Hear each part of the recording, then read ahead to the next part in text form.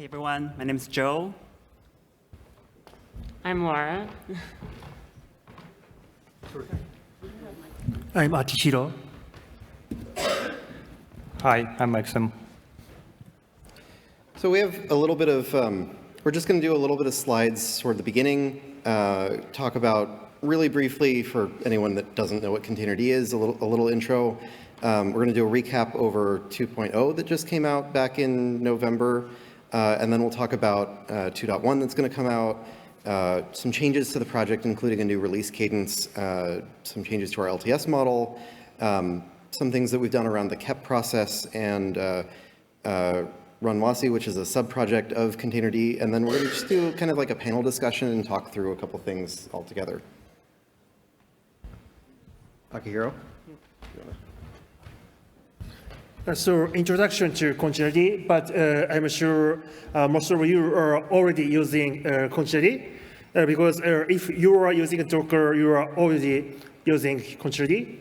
And if you're using Kubernetes, it's very likely that you are already using Containerd because it's adopted by well-known enterprise distribution of Kubernetes and other managed services of Kubernetes. And the ecosystem of Containerd is growing. So in addition to Docker and Kubernetes, we also have command line clients such as nerdctl and snapshot plugins for lazy loading, which means running a container before putting the entire image. And we also have runtime plugins such as WebAssemblies. And here's an introduction to nerdctl, Containerd. It's a command line client for Containerd with the same UI and user experience as the Docker CLI. It was originally made for facilitating new experiments in the Containerd platform, such as the STASY image format for lazy pulling, and faster rootless containers with bypass for netns.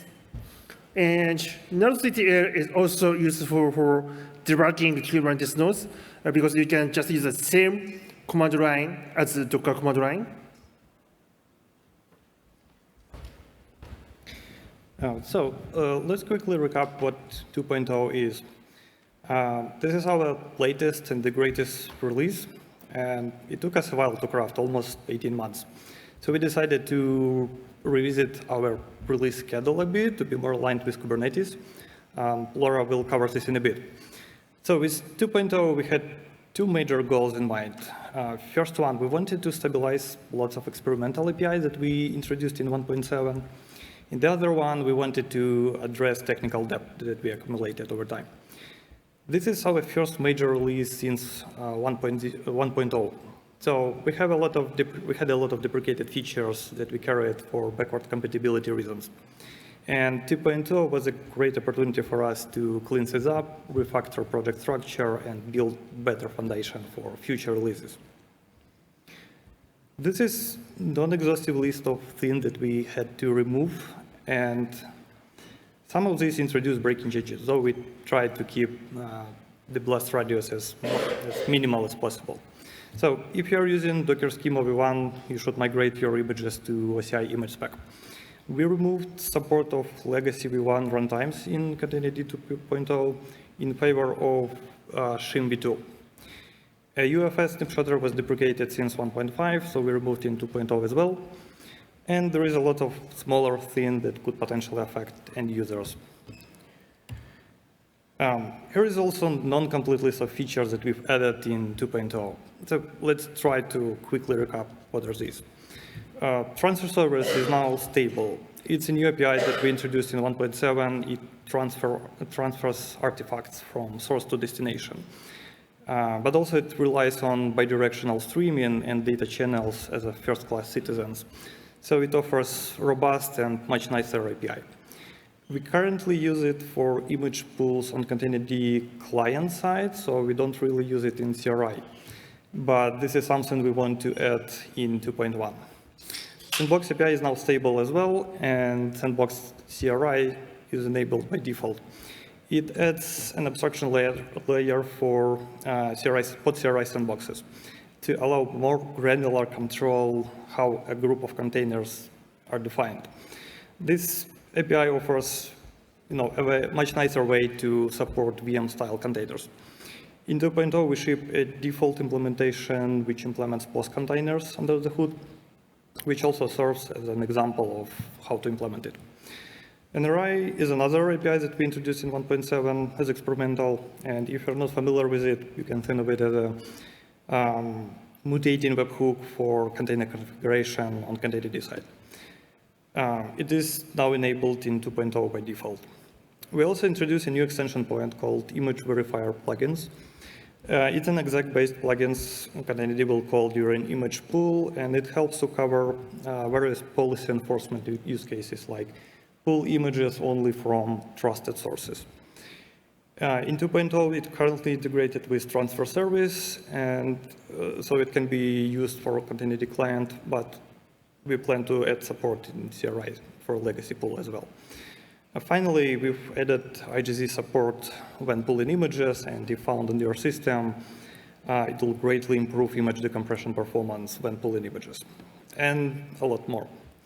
But 2.1 is coming soon. Hiro? That's right. And we are heading to release version 2.1 next month. And one of the new features of version 2.1 is support for EROFS, enhanced read-only file system. So with this file system, you need a very recent kernel, Linux version 6.12, but it's more optimal for images with many layers, because the legacy overlay FS is quite slow when you have many layers. And in this release, we also support image volumes, which means mounting image as a Kubernetes volume. For example, this is used for distributing AI models as OCI images, so as to split code image for the data image, so that you can just swap the data image for changing the AI model. And in version 2.1, we also support writing /sys/fs/c group, so that container can control the resources such as CPU and memory by itself. And we also enhance the support for user namespace, so that the UID mapping range can be now non-contiguous range for more flexibility. And here is our update in NanoCTL version 2.1. In NanoCTL 2.1, we support user NS remap mode. This is similar to rootless mode, but it's different. So rootless mode means executing everything as a non-root user. This has been available since version 0.6. And user NS remap mode means executing containers as a non-root user, but containerd itself still run as the root. So this might not be as secure as rootless, but it's more faster than rootless mode. And in version 2.1, we also have experimental support for Go mod jail, which means jail for Go modules. This means imposing syscall restrictions on a specific set of Go modules, so as to mitigate potential vulnerabilities and supply chain attacks. In the last year, there was a terrible supply chain attack in XD compression library. And the same incident may potentially happen for Go modules as well. So this Go mod jail restricts executing shell commands and reading or writing files or creating network sockets. This is not panacea because this is not applicable to modules that use unsafe pointers or reflections. But I hope that this Go model jail can reduce the attack surface in the supply chain of Go modules.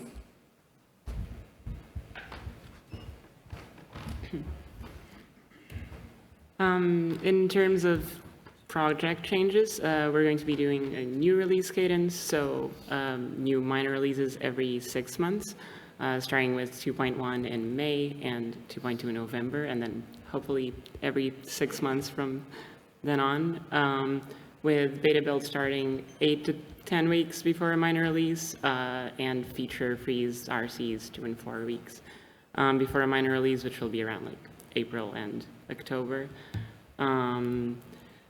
We're also doing some changes to the LTS model. So we're going to be having named volunteer maintainers for each LTS branches. LTS releases are supported for 2 years, but that can be longer depending on at the discretion of the branch owners. And so the current status is 1.7 is now is LTS, and EOL is scheduled for March 10th of 2026, or 1.7 is LTS, and 1.6 end of life is scheduled for July 23, 2025, so soon. That's me next. Yep. Here. So in terms of project changes, we've also adopted some changes to how we handle incoming KEPs from the Kubernetes project. The goal here is to have some increased visibility and communication so that contributors have a better experience and so that our partners in Signode also have a better experience working with Containerd. We now have new tracking issues in the Containerd repo to capture Containerd specific state for contributions and KEPs that are going on in Containerd.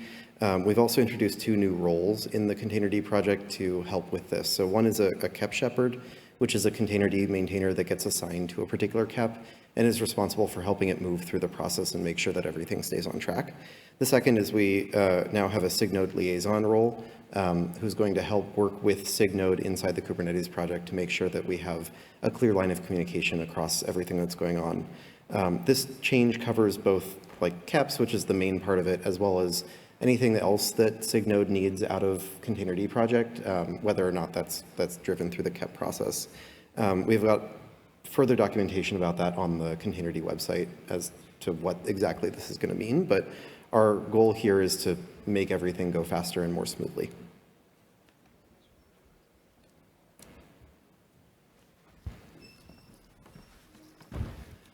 All right, so now I'd like to talk about some innovations that are happening in the shim layer in the ecosystem. Runwasi is the most efficient and cost-effective way of running WebAssembly workloads in Kubernetes. WebAssembly is gaining some popularity these days. It's a binary format, and that promises you to build once and run anywhere. And Runwasi is a Rust implementation of the Containerd shim that designed to facilitate running WebAssembly workloads in Kubernetes, and includes some ready-to-use shims for you to deploy to the clusters, including the Wasm-Time shim, Wasm-Edge shim, and more. It empowers SpinCube, a CNCF project that streamlines the deployment of serverless WebAssembly applications, and is used in productions in Azure Kubernetes Service and Civo, etc. Today, deploying a WebAssembly application to Kubernetes is really simple. There are some tools to automate this away, such as the SpinCube Runtime Class Manager, but under the hood, all you need is a runtime class where you apply to Kubernetes, and there is a handler in the runtime class that you can configure in the Containerd config.toml, where you say the CRI runtime type is that Wasm type. So as you may see, the pod specification is exactly the same, except one line change where you add a runtime class name. runwasi is 1.0 and is ready for production. And just last week, we released the first release candidate of 1.0, and if everything goes well, we'll release 1.0 in probably like a few weeks. It provides a shim and sandbox interface where you can use the library to implement your own shims for running WebAssembly workloads. It can be implemented for any WASM runtimes. And we have done extensive benchmarking, and it supports OCI artifacts and some cool optimizations were into specifically for running WebAssembly in the Kubernetes on the server side. And one cool optimization is that we cache the pre-compilation module in containerd. So if you run the same task with the same image, you don't have to compile WASM to native code every time because you can just use the cached module. And because of Yuki, another CNCF project written in Rust to implement a container runtime, we can execute Linux container and WASM workloads side by side in the same pod. Well, that enables you to apply service mesh or any other sidecar container patterns. Lastly, I want to talk about the performance. We have done some comparisons between the WASM time shim in runwasi versus the distroless WASM time container in runc, and we run that concurrently on 1,000 tasks, where runc, as you may see, is 4 times slower than the WASM time shim. And part of the big reason is because of the pre-compilation technique that we optimized for runwasi. And another reason is because runwasi embeds WASM time shim, so you don't have to reload the code for the engine to the memory every time you run the tasks. We have done some stress tests, and this is another example where the pre-compilation OCI artifact outperformed non-pre-compilation containers. As you may see, the pre-compilation runs 60 tasks per second, and non-pre-compile runs about 15. So that's it for runwasi, and you can go to runwasi.dev to learn more about it, or you can go to the runwasi channel in the CNCF Slack group. Cool. So I think we're going to move on to a little bit of a panel discussion. The rest of you can all sit down. You don't have to stay standing anymore. We tried this last KubeCon just to have a conversation among maintainers, and I think it worked pretty well. So I'm gonna help get this started and sort of moderate a bit. We have a couple pre-prepared questions, and then we'll see where we are with time, and maybe we can have some audience ones too. But first one, I think it'd be nice for us all to talk about how we got involved with containerd. Maybe we can start with Laura on the end and just go back down, and I'll be at the end of that. Sure. I think I've kind of been working my way down the stack. So I was at Docker contributing to Compose and other way higher up things. And eventually I was like, well, I kind of want to dig into a little bit more. So I started doing engine work, and I was debugging something in the engine when I ended up contributing something to containerd, and just kind of went from there, I think. In my case, I'm a maintainer of Ruby, so it was almost inevitable for me to get involved with containerd because Ruby depends on containerd.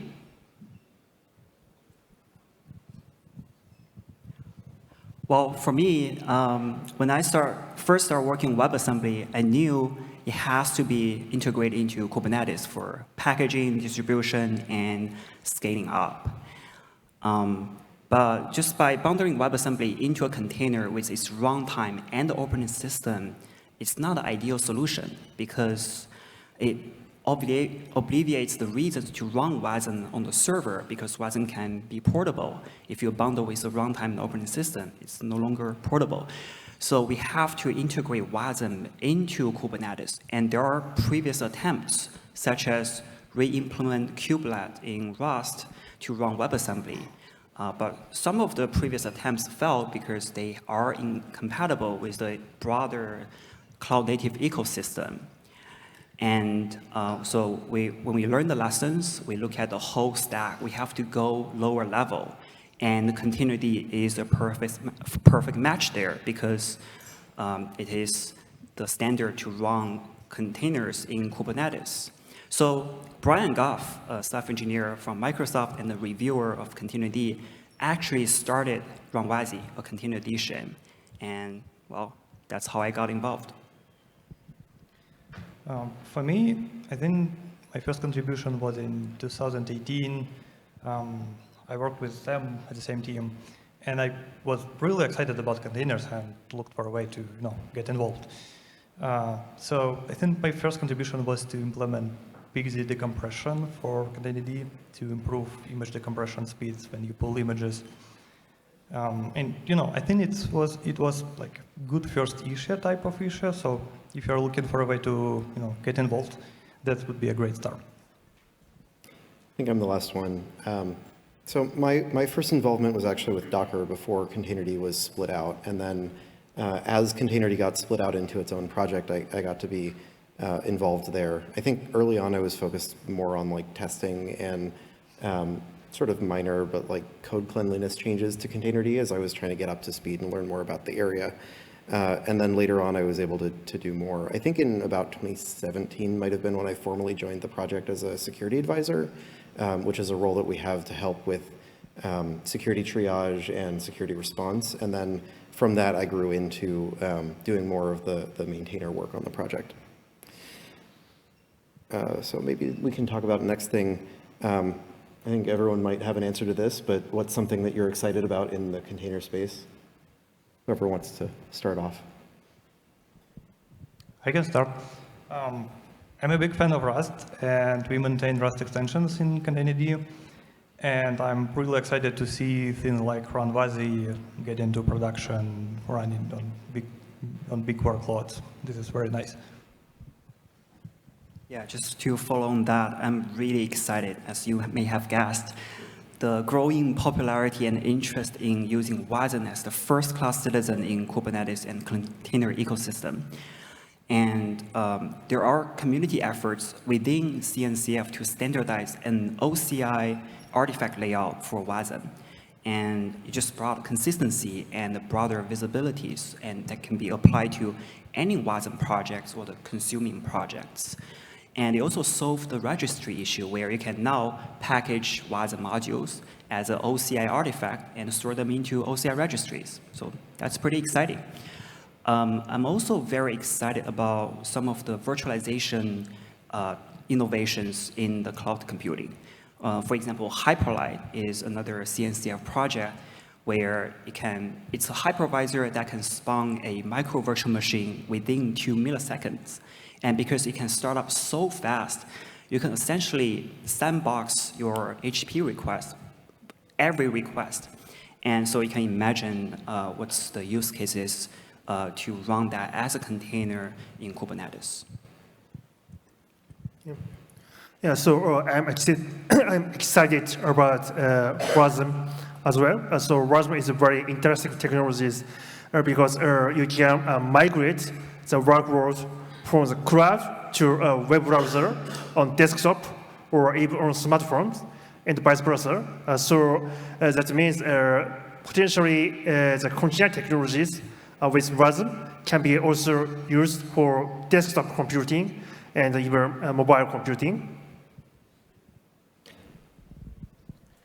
I think I was trying to come up with an answer to this for a while, and I think there's a lot of cool, interesting things going on, but I think maybe paradoxically, I'm kind of excited about the fact that containers are kind of becoming boring in the sense that, the ecosystem's a little bit more mature and like APIs are a little bit more stable, which means we can have a lot of extension points and like integrations, and we can do cool stuff like, have a run like WasiShim and have these kinds of stable APIs that let us do cool things and extend Containerd and all this stuff in the container world. Yeah, just wanted to add, like, Containerd is highly extendable, and it tries to be as unopinionated as possible. And basically, there is an extension point for everything. if you can find a way to extend. We're going to have another question about that, right? We are, but you can finish and then I'll go. That sounded very logical continuation. But anyway, so if you cannot find how to extend containerd, let us know. We will add it. So we do have a question coming up about this, but I'll answer sort of the first question of what are you excited about? And the thing that I'm excited about is extensibility. So we've talked about a few of the things already. The shim extension point lets us plug in things like WASM via runwasi, but it also lets us do things like expand to other operating systems. So there's that's part of how our Windows support works. It's also how we have a shim for FreeBSD, and sort of like a really natural way to expand containerd beyond that. There's also an extension point that we have called snapshotters, which is how we deal with storing image layers. And Akihiro touched on this a little bit earlier, that nerdctl was one of the places for experimenting with lazy loading.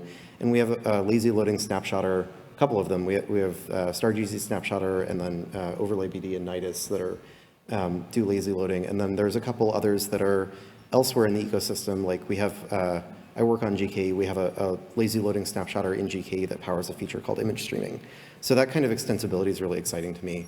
One of the new things that happened in containerd 1.7 and is more stable in 2, and then we're going to continue to iterate on it, is something called NRI, which is Node Resource Interface. And that's an extension point that lets you do things very similar to a mutating webhook, but for the container configuration. So pod spec, you put in a pod spec in Kubernetes, it comes through the CRI, and containerd will generate an initial set of configuration for that container based on your input. But an NRI plugin can then go and adjust that and do some interesting things based on that. So that's something that's really interesting to me. And talking about that is extensibility. So NRI and shims and snapshotters. I touched on some of this already, but I don't know if anyone else wants to talk a little bit more. You covered it. Okay. Laura, I think this one, the next one was for you. You wanted to talk about shim correctness and performance and things like that. Specifically for me. Yeah, I think but this year, because I just recently opened a PR adding some weird formal verification to the containerd runwasi shim, and the impetus for that was kind of looking back at a couple of regressions we've had over the past year after we kind of switched out a not very performant but simple concurrency mechanism in the shim with a much more performant but a little bit harder to understand one, and then we ran into a couple of things. And so I don't know, I think there's a couple of interesting like trade-offs between performance and also, if I look at this, can I understand whether it's correct or not? And a few ways to address that, one of which I guess is formal verification, but I don't know. Does anyone else have thoughts about that?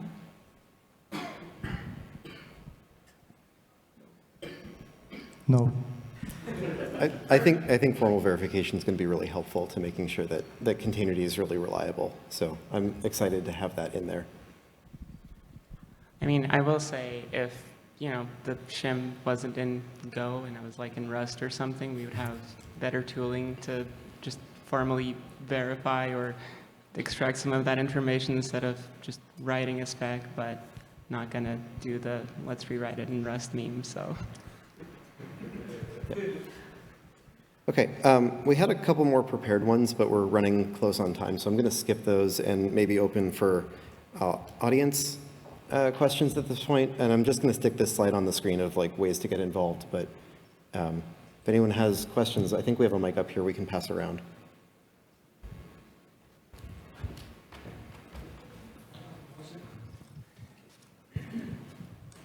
Yes, who's first?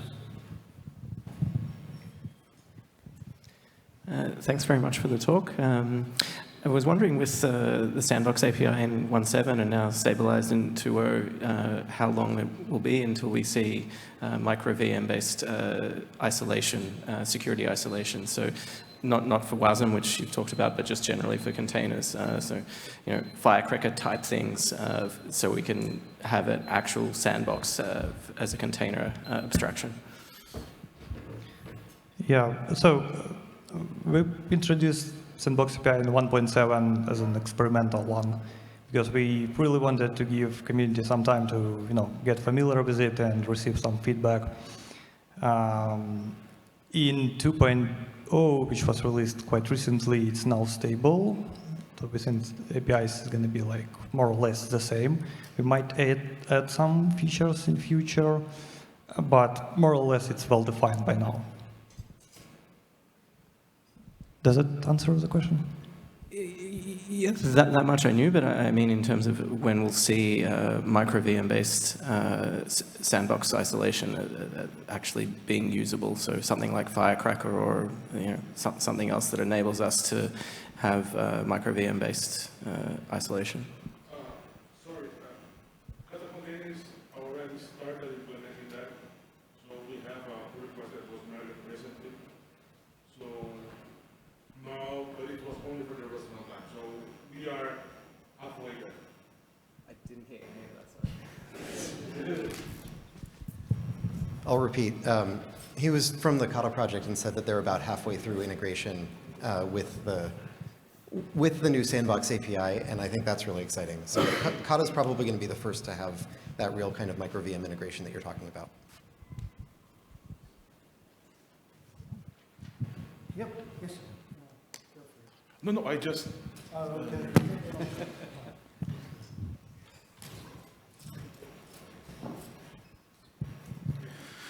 Something what really bothers me for a while, but one of your slides actually remind me about, were runtime handlers. So now, for let's say, like if I want to use WASM, I need to go to Kubernetes. I need to create runtime class object. I need to not to misspell the handler name when I need to go to container deconfig and write all these parameters and so on. Do you see? Or do you want to make an improvement with like where container runtimes will be exposed into Kubernetes? What kind of runtime handlers I configure it? So just to remove this bunch of manual steps to configure them. So there are projects like SpinCube Runtime Class Manager that manage the life cycles of runtime classes, and that can abstract away some of the complexity there. I also thought about the idea, but we haven't done any real implementation or prototyping, is that if containerd can dynamically check the image type and run, if it's a WASM image, just run a WASM runtime. That could also reduce the complexity. Did I answer that question?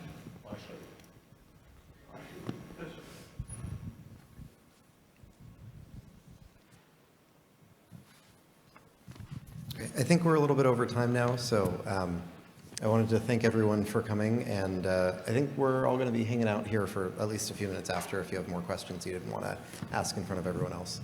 But thank you, everyone.